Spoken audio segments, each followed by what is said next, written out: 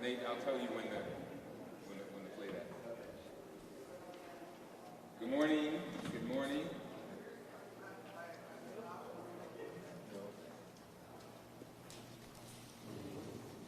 First off, thank you everyone for coming. As you know, I do these quarterly public safety briefings, and it's a new quarter. For those January, February, March, April, May, June. So we're going to talk about the last quarter, and then we'll take it from there. I want to thank everyone for being here again today. This is the first public safety briefing of the new fiscal year, because the fiscal year starts July 1st, and as you know, we adopted our budget last month. I want to thank Monroe County Public Safety Director Rich Tantillo, who is here for us from Monroe County. You'll hear from him in a second. Councilmember Miguel Melendez may be joining us. I think Rich being here is a powerful statement of Monroe County's commitment to making our streets safer as well. The spirit of collaboration between Rochester and Monroe County extends through the ranks of both our organizations, and as many of you know, much of the public safety initiatives that we are working on are a collaborative effort between the county. I want to thank again our Rochester City Council members for their work in passing our budget that helps us to create a safe, equitable, and prosperous Rochester by inspiring hope and delivering an opportunity. A lot of the things that we're going to talk about today and the things that we have been doing were contained in this budget. Also joined by Fire Chief Teresa Everett, Commissioner of the Department of Recreation and Human Services, Dr. Shirley Green, my advisor on violence prevention programs and leader of the Mayor's Office of Violence Prevention Services, Victor Saunders, Corporation Counsel Linda Kingsley. We mentioned Rich Tantillo, and then our police chief, David Smith, who you will hear from in a moment. So far this year, I want to highlight where we are with shootings. As you know, last year, around this time, actually it's almost a year, I think it'll be a year at the end of July 20th, around that time, where I declared a gun violence state of emergency. I declared that gun violence state of emergency because the number of shootings were out of control.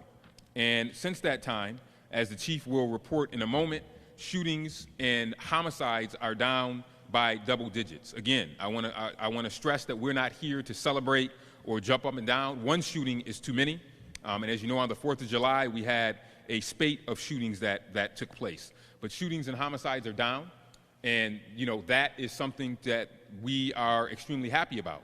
It's why I'm going to extend the gun violence emergency again in a couple of days, as a matter of fact. I think it expires in a couple of days, and I will be extending that emergency for another 30 days. And why am I doing that? Because it's working. It's working because the numbers have bared out, particularly around shootings, that we have seen a decrease. Around this time last year, when we stood here, as of this week, as of the 10th, and I think, Chief, these numbers are right in terms of the shootings in particular, because this was strictly related to the gun violence emergency. Last year around this time, I believe we had 163 shootings. We're down to 116. That's a decrease of 27.61%.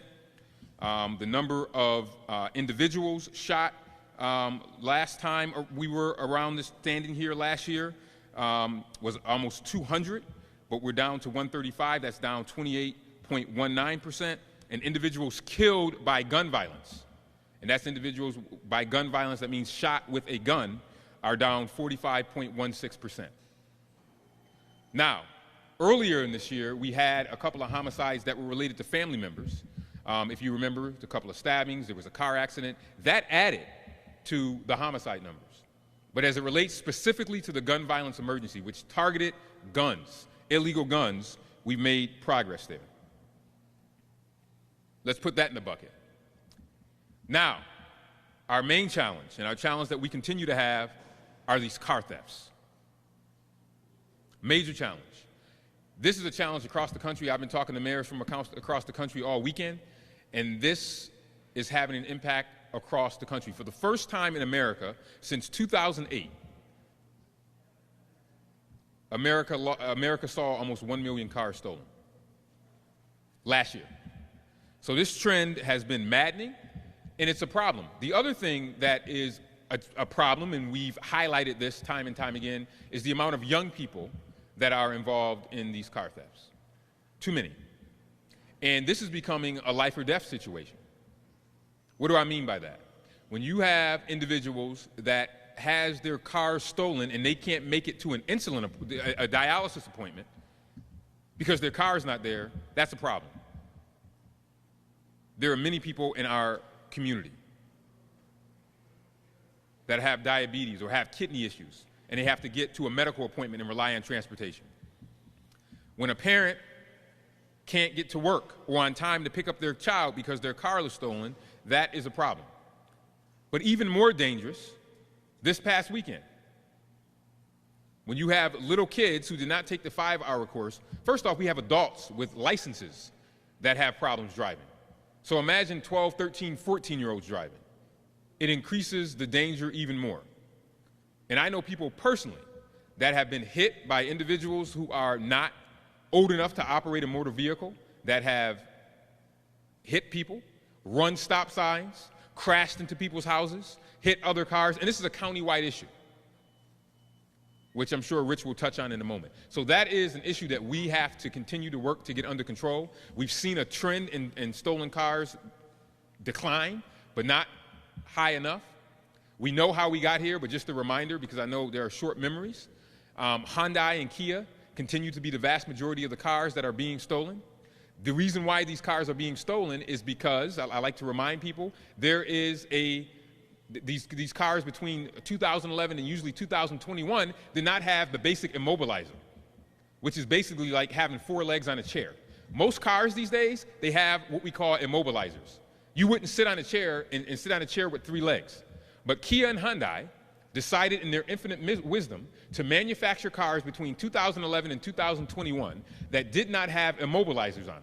These cars from Kia and Hyundai are cheaper cars. They're cars that are very price conscious, so most folks in our community drives these cars. But they are very easily stolen. They're very easily taken. And as a result, we've seen kids, mainly teens and preteens, take these cars and crash them, which is why we are suing Hyundai and Kia, because we believe that they bear some of the responsibility. And we'll circle back in terms of some of the things we think the community can do to help us to minimize these thefts that we are seeing. So that is a challenge that we are still facing. Gun violence is still something that we are not going to let our foot off the gas on. It's important that we still focus on that.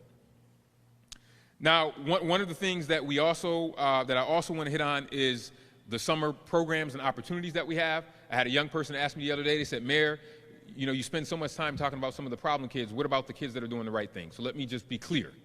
The vast majority of the citizens, the vast majority of our young people that we have in the city of Rochester are doing the right thing. They are engaged in our summer programs. They are over at the Pamela Jackson Art Center right now. They're over at Cobb's Hill. They're over at Flint Street. They are working in our Summer of Opportunity program. They are they are taking advantage of the programs offered by the Peace Collective. They are taking advantage of the programs that are offered by our library.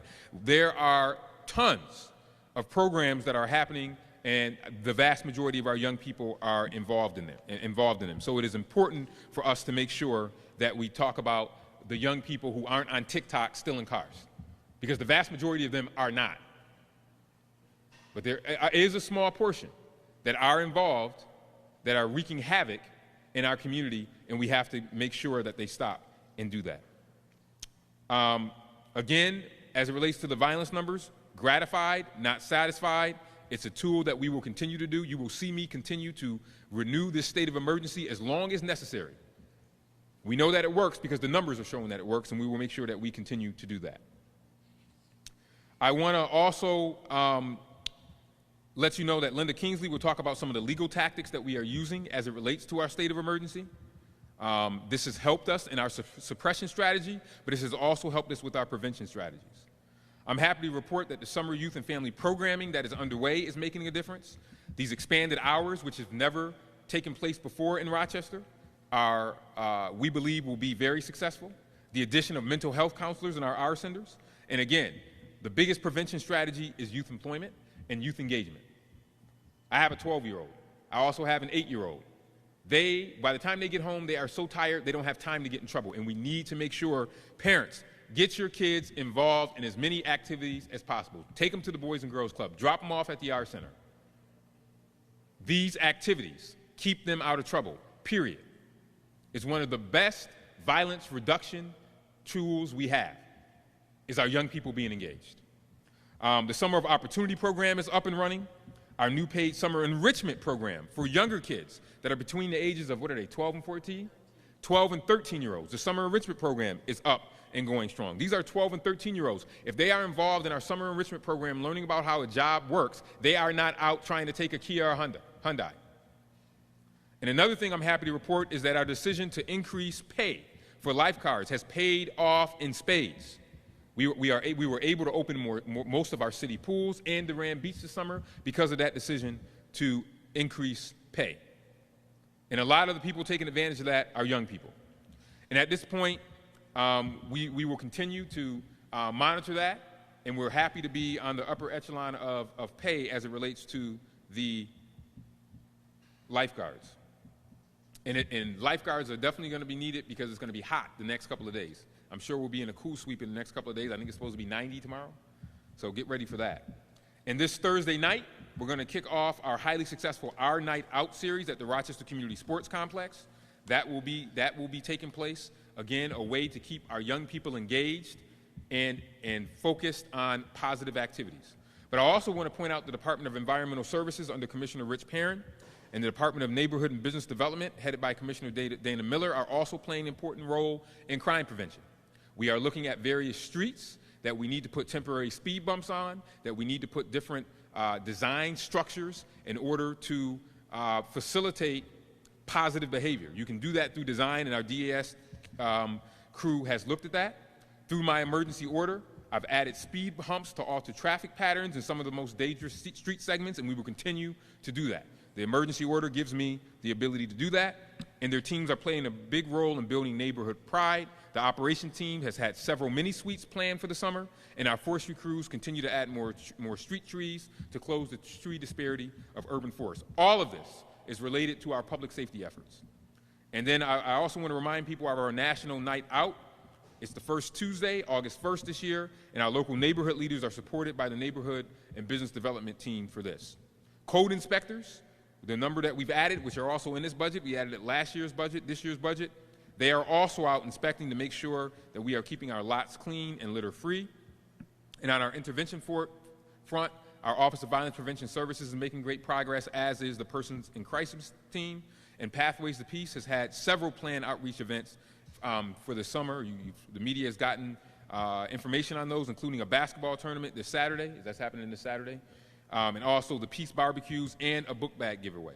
And Victor's office has launched a marketing campaign, which you're going to hear about in a little bit, and it's all about positivity and making sure that we continue to see a decrease in the gun violence numbers. The Person in Crisis teams in Dr. Green's department is now fully staffed, and we can already see the results. We know that in the first 6 months, we've seen a decrease in the number of calls that they've responded to, and we also, because of that number, are able to make sure that we deploy them to deal with some of the most challenging individuals in our community as it relates to mental health. I want to also just talk about, again, turn it over to the county. They are supporting us in supporting the entire county in our public safety efforts. So I want to invite Director Tintello to talk about some of the efforts that the county has taken as it relates particularly to public safety, and particularly as it relates to this countywide, nationwide issue as it relates to stolen cars. And he's here on behalf of the county executive who couldn't be here. Director Tantillo. Good morning. I want to thank Mayor Evans and Chief Smith for inviting me here today. I'm here representing County Executive Adam Bello. I am the Public Safety Director for the County of Monroe. Unfortunately, the County Executive had a conflict today. Over the last several months, our community has been presented with new and challenging threats to public safety. The increase in car thefts and carjackings, smash and grabs, illegal gun violence, just to name a few. One of the most concerning aspects of this rise in crime is that it's most often being committed by teens and juveniles, young people who have their entire lives ahead of them. This was the direct result of changes made in the state's criminal justice system, changes that were made without resources, tools, or follow-through needed to provide accountability to offenders and assistance to those families in need. Recognizing this concerning trend, County Executive Bello challenged my team in Monroe County Public Safety and our probation department to develop a plan to be part of the solution. It was out of this meeting that we developed the Juvenile Enhanced Diversion Stabilization Program, or as we refer to it as JEDS. We identified gaps in the state's criminal justice system where probation could step in to help bring greater accountability to offenders and separate them from their peers when they commit a crime. So far, early returns on the program are positive. Over the last 6 weeks, we've had 59 youth enter into the program, and just 3 have reoffended. This program is designed to remove offenders from the criminal environment by connecting them with programs and services to get them on the right path. Although still in its infancy stages, it's very encouraging when we hear those statistics. It's also giving our law enforcement officers and our juvenile prosecutors some additional tools and resources when apprehending and prosecuting teen offenders.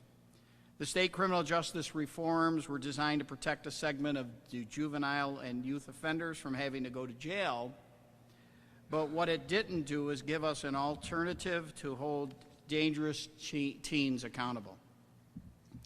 JEDS does this in a variety of ways. It provides intensive supervision to juveniles entering into the state legal system for a much wider range of offenses. It is our probation team working with local law enforcement to review and assess juvenile and teen arrests and issuing expedited appearance tickets so offenders are in front of a judge within 24 hours. One thing the county executive has said many times, modern public safety challenges require modern and innovative solutions. Our JEDS program is a unique program and makes Monroe County probation among the first in the state to be utilized in this manner.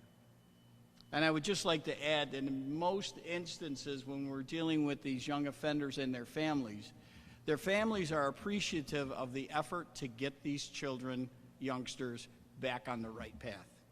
We're grateful for our partners in law enforcement, including the Rochester Police Department, and hope that we continue to see positive outcomes for our community and for the families involved through our JEDS program. Thank you very much. Thank you, Director Tantillo. The JEDS program is an example of what I call the whole of community approach. When you have a flood and FEMA comes in, you bring in and you leverage everybody. You leverage every level of government. You leverage every area, and that is what we're doing as it relates to both violence as well as it relates to this to car thefts. You're leveraging everyone, and I think the numbers that you heard as it relates to JEDS, which has only been operating for about 6 weeks, the numbers are very, very promising, and it allows our young people to be able to engage in positive activities so that way they can turn their lives around before they end up in the criminal justice system and not be able to get out of it. So I want to thank the county executive, the probation team, Director Tantillo, and all that they are doing as it relates to the JEDS program. 59 folks in that program and only 3 folks that have reoffended over the 6 weeks period is a great number, and we want that to continue to happen, to continue to bear fruit and show results. I want to call up Police Chief David Smith to also give some high-level numbers and also talk about some of the other partnerships that we have as it relates to driving down violent crime and give an update on the last quarter. Chief. Thank you, Mayor. First, before I get into numbers, let me reiterate, none of what we have accomplished could be done without the hardworking men and women of the Rochester Police Department. We still continue to fill gaps in our staffing with overtime, much of which is not voluntary. So, you may go to work every day and know that you're out at 4 o'clock or whatever the end of your shift is, and you can make plans. A lot of these officers get to the end of their shift and they're told, nope, you don't go home, you're staying. So please bear that in mind And, you know, a lot of times people ask me, what can I do? I'll tell you, if you see an officer out, give him a wave, stop him, say thank you. So the mayor went over the shooting stats. I'm not going to reiterate those. I will talk about some of our firearms enforcement. So year to date, we've removed over 400 illegal firearms from the streets of Rochester. Thus far, we have charged 281 people with criminal possession of illegal weapons. Regarding stolen vehicles, so far, just in the city, we have arrested 137 adults. 27 juveniles were arrested in stolen vehicles and sent to city court. 87 juveniles were arrested and sent to family court, for a total of 251 arrests. And I have to mention that the sheriff is not here today, but the sheriff's office coordinated over the weekend, and I'm sure there'll be more coming on this, but there was a countywide joint stolen vehicle detail over the weekend arranged by the sheriffs. We participated in as well. So did the New York State Police, the Fairport Police, the Webster Police, the Gates Police Department, the East Rochester Police Department, Arundecoit Police Department, and Monroe County Probation. This detail was run over the weekend. I'm not going to give specific hours or strategies, but that was 32 officers from various jurisdictions in the county of Monroe that worked on that detail over the weekend. There's going to be more forthcoming, and again, that was put together by the sheriff's office, which we participated in. Regarding our special initiatives, we have stood up some of our non-fatal shooting teams. We've talked about that before, and that is the concept where we send investigators in cooperation with an assistant district attorney. We investigate non-fatal shootings in the same manner as we do homicides, so we have some of those teams up and running. The violence prevention section is up and running that we've talked about before. Significant arrests coming out of it, and there were already releases on these, so I'm just going to quick hit highlights for time's sake. But last week, I'm sure you saw the release, we arrested Javaris Corbett on Thursday. This person was wanted for assaulting an officer in June. On Thursday, was arrested with 2 handguns in his vehicle after a surveillance detail. Quan Colbert was arrested on Wednesday last week. He was wanted for criminal possession of a weapon in a shots fired incident on 2nd Street. He was also apprehended by the Violence Prevention Unit. The other component of our Violence Prevention Unit continues to work on house parties as we become aware of them, trying to stop them before they get going, because we know oftentimes they do lead to violence. And starting next weekend, we'll be partnering with city security, enforcing the closing hours at all city parks. Because as we know, we've had some gatherings in city parks after hours that have led to incidents. For community engagement, we have assigned the new captain to the unit, continuing the homeless outreach program in cooperation with City Hall, the Harvard Bloomberg folks. And we did just receive, we will be receiving, for those who pay attention to City Council, committee, we talked about a grant that we were given. It's going to allow us to buy a gaming truck and a gaming trailer and a truck to tow it that we'll be able to take around to various locations, basically to set up and have city youth play video games for our part in, again, prevention and outreach. Our public safety partnership program, which is, I've spoken about it again before, it's our partnership with the Department of Justice, is ongoing. There was a team in a few weeks ago. They evaluated how we respond to non-fatal shootings, which was part of it.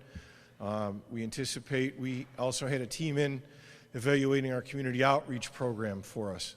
So I'm awaiting the reports on those, the summaries from the Department of Justice. And we've had some chiefs in from other cities around the country that are partners, giving us ideas, some peer-to-peer workshops. Right now, it's summer, it's the busy season, but we're anticipating in the fall, members of my command staff will be going out to some of our partner cities to observe some of the methods as they relate to our priorities, community outreach and violent crime. So again, just to reiterate, because people ask me all the time, what can I do? Say thanks to the men and women out there that are trying to keep everything safe. Mayor? Thank you, Chief. Again, as you can see, prevention, intervention, and suppression, the police department plays a role in all 3. Because, as one of my favorite mayors says, by the time someone's in a body bag, that's too late. We have to prevent violence before it happens. We have to intervene when we see violent situations getting ready to happen, and we have to make sure that we suppress violent situations when we see them. The one point regarding large gatherings is something that we are definitely going to be cracking down on. If you look at the last week's shootings, that spate of shootings that we had in that one day, almost all of those shootings were related to large gatherings that were taking place in spots that they weren't supposed to after hours. And we can't have that. Because what happens is tempers start flaring and people start shooting. And that's what happened in those situations. MLK Park closes at a certain hour. You're not supposed to be there. City lots, you're not supposed to be on a city lot after certain hours. So we are going to redouble our efforts to make sure that folks are not gathering in places where they're not supposed to be gathering. Because that has led to violent incidences that we have seen. And we can prevent that, and we're going to work hard to make sure that we continue to prevent that. As I said, I will be renewing the gun violence state of emergency again this week. And why am I renewing it? So if anybody has a question why I'm renewing it, I'll go back to the numbers that I gave you before, and I'll close with those numbers again, because that's why I have this gun violence state of emergency, to drive down those numbers. I want Linda Kingsley, our corporation counsel, to talk a little bit about what other tools we have in our toolbox as it relates to this gun violence emergency. I have been asked, when are you going to end the gun violence emergency? I'm going to end it when I see even a lower number of shootings. So that means that it's going to be around, I believe, for a while, but I reevaluate it every 30 days, and I look at it every single 5 days to give thoughts about how long we want to be able to keep this. But the intention and focus needs to continue to be on guns and violence. It's how we were able to bring these numbers down, but we have to keep them down. And if we take our eye off the ball, they'll go back up. And I want to keep them down. Corporation Counsel. Thank you, Mayor. First, I was asked to give updates on the 2 pieces of litigation that we've announced in recent months. As the mayor has spoken about and the chief's spoken about, the 2 big issues we've been facing are gun issues and the stolen cars that then cause other crimes. As you know, we brought the lawsuit against Kia and Hyundai. The consumer class action was rather rapidly settled by them. That is a totally separate piece of litigation. I know people saw that and thought that we managed to get our lawsuit settled in a matter of 10 days. Would have been wonderful, but that's not the case. But consumers can separately reach out in that class action and see if they can seek some recovery. Many, many more cities have joined the litigation. As you know, it's being handled as a multi-district litigation in the state of California. An amended, consolidated complaint is about to be filed with all of the parties in it. After that, Kia and Hyundai will have the opportunity to answer, and discovery will begin. This is no different than other civil litigation. Unless they suddenly make an offer, this will go on for an extended period of time. But hopefully the end result will be some compensation for the exorbitant expenses that Rochester and other municipalities have had to face. Kia and Hyundai quickly moved to settle the consumers, as I said.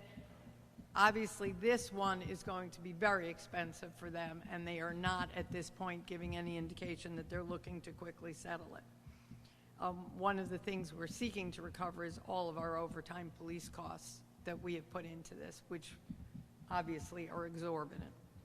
As far as the gun litigation, again, we have brought suit, Buffalo has brought suit, a number of municipalities have brought suit. The court has issued a stay in those cases pending the outcome of a lawsuit that is challenging the entire legality of the New York State gun law. That case is in the Second Circuit, which is the Court of Appeals, the last stop before the U.S. Supreme Court. The courts have placed a stay on our litigation pending the outcome of that.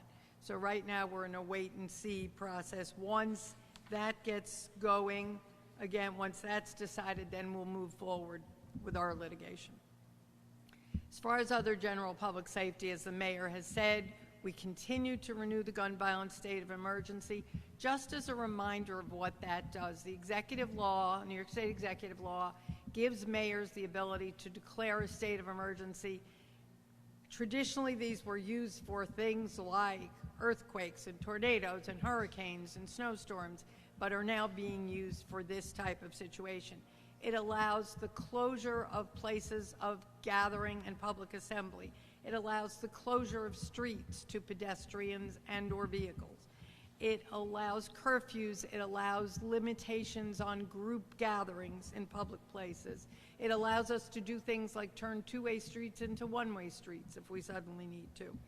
It allows us to discontinue temporarily other local laws and ordinances as we need to for the emergency, and to take a whole lot of other steps we might need to take to bring things under control.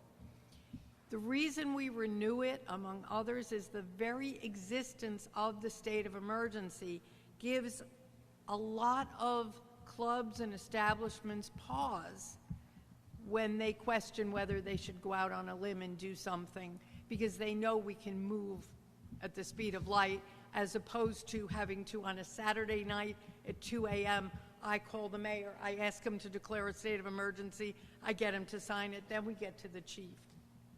We don't want to have those restrictions, and the fact that we can act quickly is known, very well known in the club community. We continue to use it to monitor a number of problem establishments, both legal bars that are not controlling their clientele and illegal house parties. We can close a house for everything but the residential use. That would require an eviction. But we have put closure orders on people's homes saying you may only occupy this facility for residential use. You may not occupy it for social use. After we do a closure order, and we have continued to do many of them, after we do that, we will then get a cooperative owner in here and work with them. And again, this is a carrot and a stick. We have used this to get a lot of people in line. Those that continue to thumb their nose at the city will then follow up the closure order with either a revocation of their entertainment license, revocation of their business permit, or an order in state Supreme Court, which we have done on a number of occasions, to get a permanent closure. We did that with Flatliners. That was a tattoo establishment, which then turned itself into an after-hours party house, despite the fact that it had no liquor license, no entertainment license, or any other authority to run those operations. One of the things we have been doing in recent weeks and intend to continue to use is every weekend on Thursday, we give the chief an order signed by the mayor allowing him to take immediate action on a street if we get word through the grapevine, through the resources we have, that there's about to be an illegal party, an illegal gathering, some indication of trouble on a street, and we can suddenly close that street to everything but people who live on the street. So no vehicular traffic except residents. That, again, is a tool that we would not have without the gun violence emergency, and we hopefully won't need to use it too often, but we're going to have it there as a tool. Thank you. And I'll just say to the many residents who reach out, continue to reach out through the Reported app, through the mayor's office, because residents are sick of it. They want to be able to live in their neighborhoods without people thinking that they can come in and run their neighborhoods. These are residents, people live here, and they're not going to tolerate people having illegal house parties until 2, 3, 4 in the morning when you got grandmothers who are trying to sleep, and they want to be able to enjoy their grandkids and enjoy their lives. I'm a big party guy. I love throwing parties, but I do it within the consistency of the law. And if you're going to have these things and do them without the consistency of the law, and you're going to have individuals get shot, then after the people get shot, no one saw anything. I have a serious problem with that. And not I have a serious problem with that. The community has a serious problem with that. This gun violence emergency is an outgrowth of the calls that I got from residents that live in these neighborhoods that don't want to be feeling like they are living under siege, or they're living as live-in hostages in houses that they pay rent for or that they pay mortgage for. So we will continue to use the gun violence emergency to make sure that we stop that nonsense that's happening, because we know, number one, it gets results because the proof is in the numbers that I referenced earlier. But more importantly, it's important because residents deserve it. Rochesterians deserve it. And as long as I'm here, I'm going to make sure that I continue to fight on behalf of the residents of Rochester that they can live free of nuisance. And the gun violence emergency allows us to do that. Now let's shift to some more happier topics. I want to call up Victor Saunders. One of the things that we've been working on is a positive ad campaign to get people to start thinking about the importance of making good choices. I am a young person that has come out of that. I was involved in the Not Me Not Now program. I was involved in the anti-violence initiative, Rochester Challenge Against Violence, almost 25 years ago. And I said to Victor, we need to make sure that as part of this, that we're competing with so much nonsense on social media. I call it social nonsense. We're competing with so much of that. And one of the tasks I gave Victor was, how can we combat that? Victor's in our communications team. How can we combat this nonsense that we're seeing on our social media channels and on some of our media that you see when you watch some of these programs that come on late at night? I won't name any of the shows, but they're not positive shows. You lose some brain cells after watching them. So with that, Mr. Saunders, you want to come and talk about the Choose Wisdom campaign. Good morning. Excuse me. Thank you, Mr. Mayor. Today, my team and I, in the Office of Violence Prevention, are excited to launch our new marketing campaign, Choose Wisdom. We hear powerful stories every day from those who have grappled with violence, and we want to share those perspectives with other people experiencing the same thing across the city.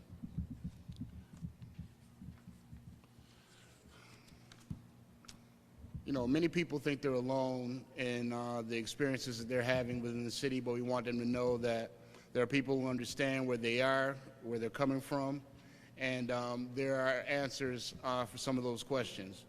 We want them to know that help is available. This campaign will help people choose wisdom so they can spread their own wisdom to prevent further violence in our neighborhoods.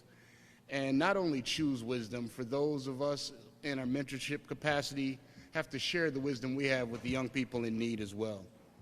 But just as important is the ability to access community resources more quickly and efficiently, direct from your cell phone. The words choose wisdom are popping up alongside powerful imagery across Rochester. And with that, it gives the opportunity for young people, as well as their parents, the opportunity to be able to access different community alternatives and resources right from their cell phones.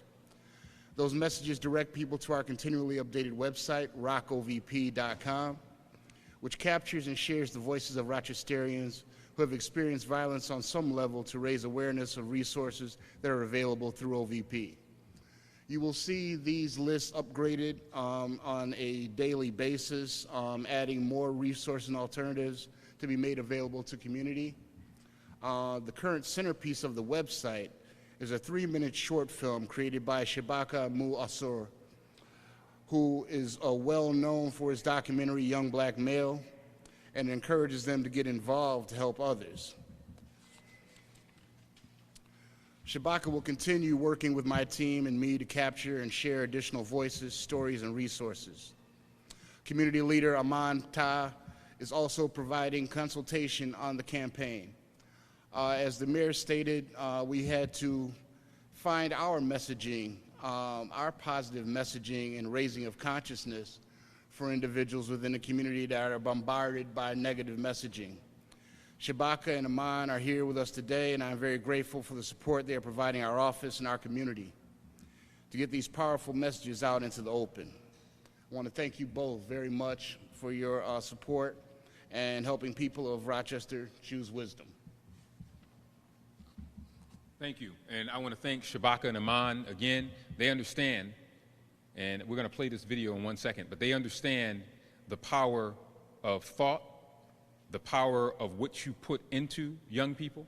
Images have power, words have power, and if you're at home and all you're watching is people stealing cars or other negative things on TV or on YouTube or on TikTok or on social media, you will internalize that.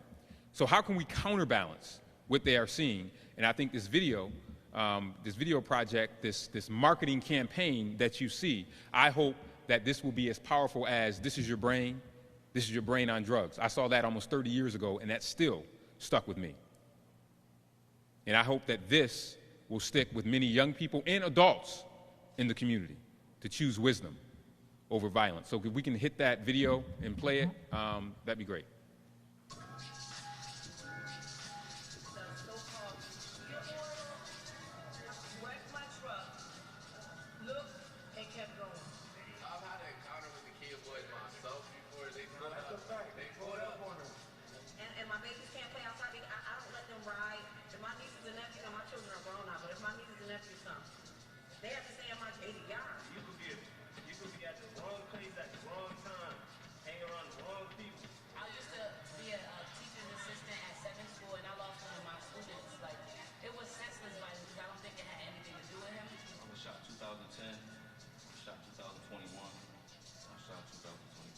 It's very sad, man, to see someone you really, really care about and love, disappear like the next second or next day.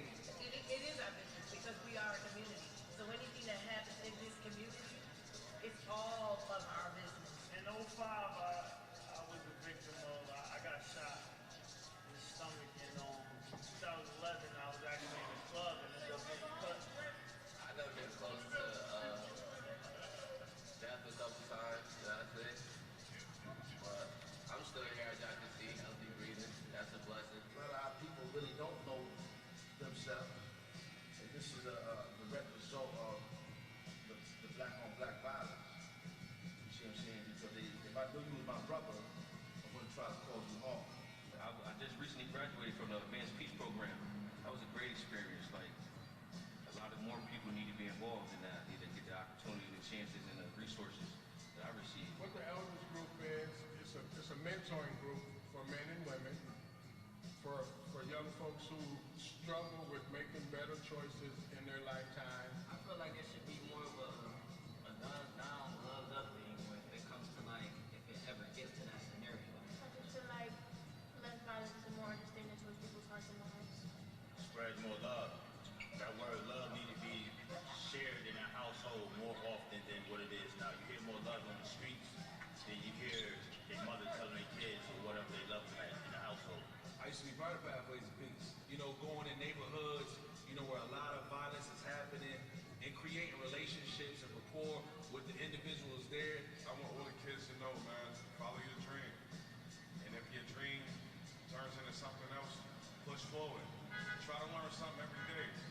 We don't stop learning until we return to the essence. Remember that. Choose wisdom to me. It means pull from your experiences and using them for your advantage.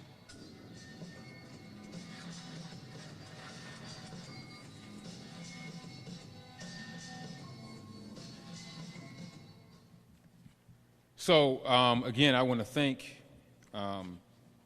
Victor and his team for working on this Choose Wisdom campaign. Shabaka, thank you. Talented filmmaker. And I think that this is starting to plant the seeds of undermining the negative vibes that we have in our community. That's something I used to always say, that how do we undermine the negative vibes that we often get in our community? And how we undermine negative vibes are pushing out these things, and by having a whole of community approach as we look to attack these what I call sicknesses that we have in our community. Sickness of gun violence, and now this unprecedented number of individuals that are stealing cars. These are twin challenges that call on all of us as a community to make sure that we work collaboratively to help stop the violence that we have seen, that we still want to make sure we get a handle on. Because as I said, I'm gratified but not satisfied, and we've made great progress, but we still have a long way to go to ensure that everyone feels safe in our community. And the feeling of safety is just as important as the physical safety itself. So with that, I have time for maybe 2 or 3 questions, and then we will wrap up. And I would urge everyone to please continue to push out rockovp.com, rockovp.com. Please push that back. Sir, what station are you from? Where? 104.3, Rochester. What is it? 104.3, Okay, go ahead. Last night, we had a band doing our show on South Avenue because there was a double stabbing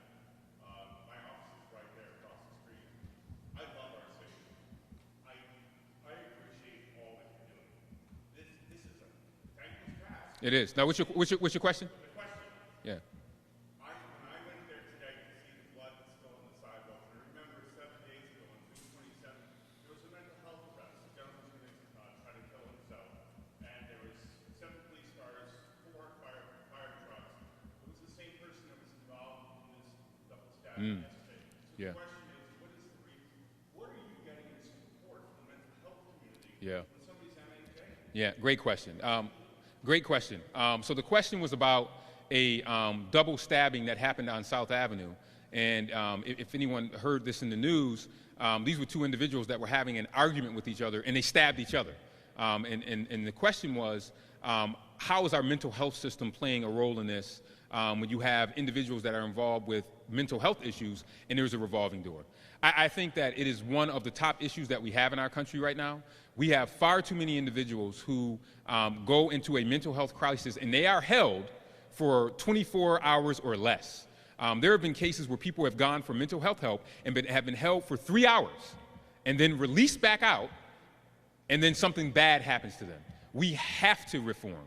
Our mental health system is something that we need help with from a national level, but also from a state level. There are not enough psychiatric beds for people to be able to be held, and there are not enough individuals getting the mental health support that they need. And you're seeing this happen and play out in many different ways. It plays out sometimes in violence, which is the stabbing, but oftentimes it plays out in ways in which individuals are being left on the streets and not getting the support that they need.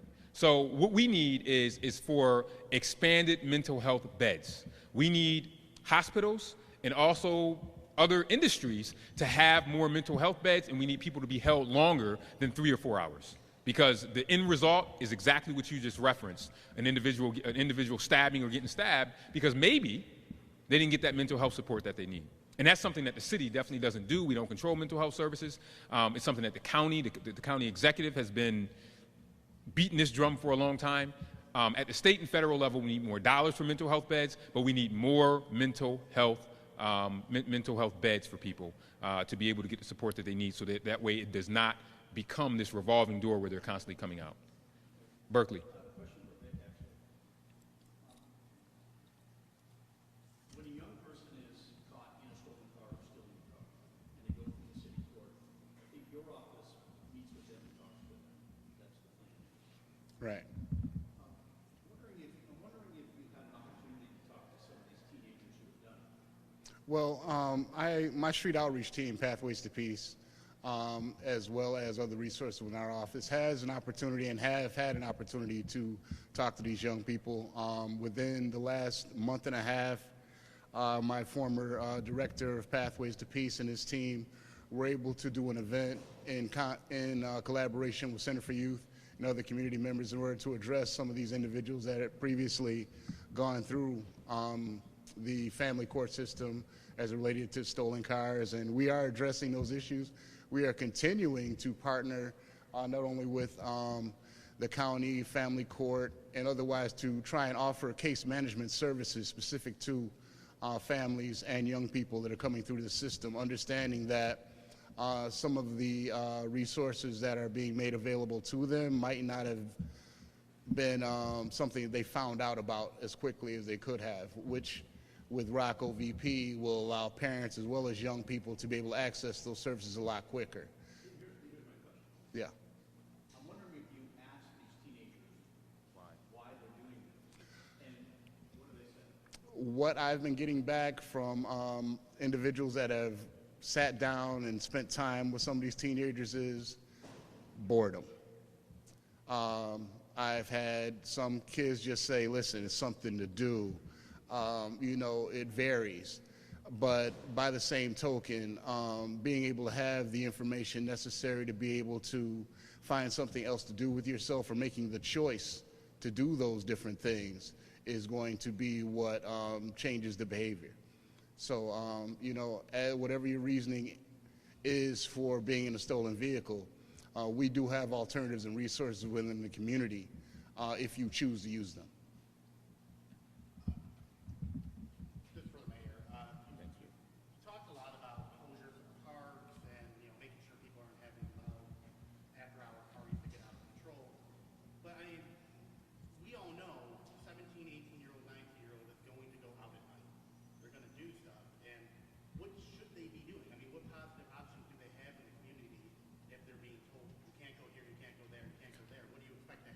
Yeah, I mean, well, first off, I don't think anybody's saying you can't go there, you can't go anywhere. We're talking about after-hours locations. And remember, yeah. Well, at night, there's plenty of places they can go at night, but you can't be in a public park after after certain hours. People can party until the cows come home if they do it in the proper place. I went out when I was a kid, and we need to make sure that we continue to create opportunities for them, right? But if kids are having a good time, that's okay. What we are saying is that people should not have illegal gatherings in illegal parks. We don't have a curfew. We don't have restrictions on where anybody can go. And we won't put those restrictions on people as long as we are able to keep things under control. But we have to be clear that at 4 o'clock in the morning or at 2:45 in the morning, someone should not be at MLK Park. That's not having a good time. So I want to be clear about that, because something you said was extremely important, but also could be very dangerous, because it could give the impression that we're trying to stop people from having fun. I want to be clear, Gino. We're talking about 2:45 in the morning. We're talking about 2:30 in the morning. We're talking about in the middle of a park. That's when some of these shootings happen. Most of the 4th of July shootings didn't even happen on the 4th of July. They ended up happening on July 5th, which was 1 o'clock in the morning, 2 o'clock in the morning, in places where people weren't supposed to be gathered. So that is what we're talking about when we're talking about parks. Let's be clear on that. We're not talking about somebody going out at 17 and being at Charlotte Beach at 9:30. We're not talking about that. Let's be very, very clear on that.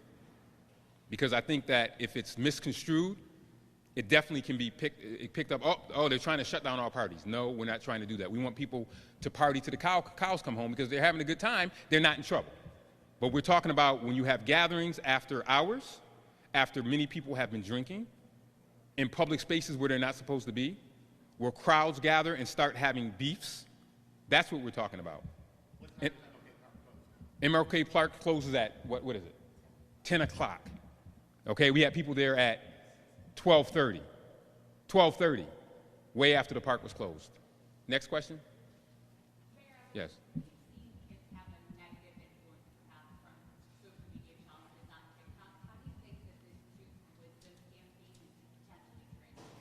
I hope that they will see many of the young people that were interviewed there and that they can relate to them.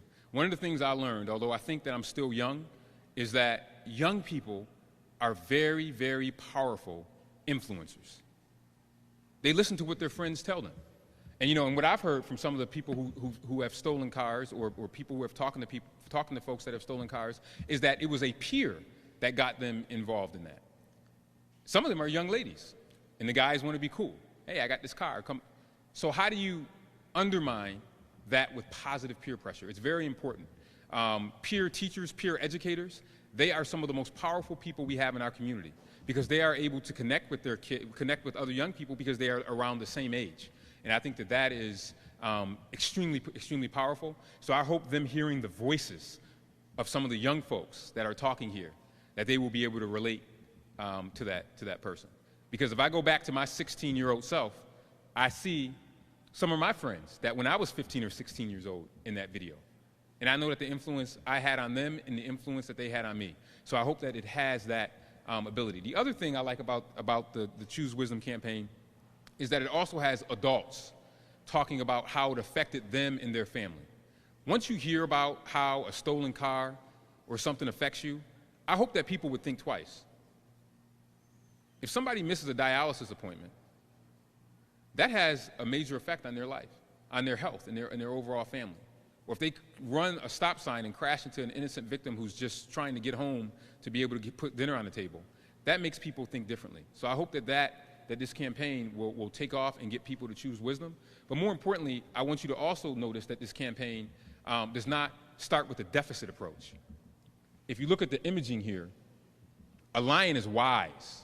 A lion is the most powerful beast in all of the kingdom. It is the king of the beast. So I hope that when people look at the pictures or look at the video, that it allows them to know that they're lions, not chickens. And I want citizens of Rochester, particularly our young people, to know that they're lions and eagles, not chickens. They shouldn't be content with the food of chickens. We want them to be lions, and we want them to choose wisdom, and I hope that will affect them. Okay? Thank you, everybody. Thank you very much.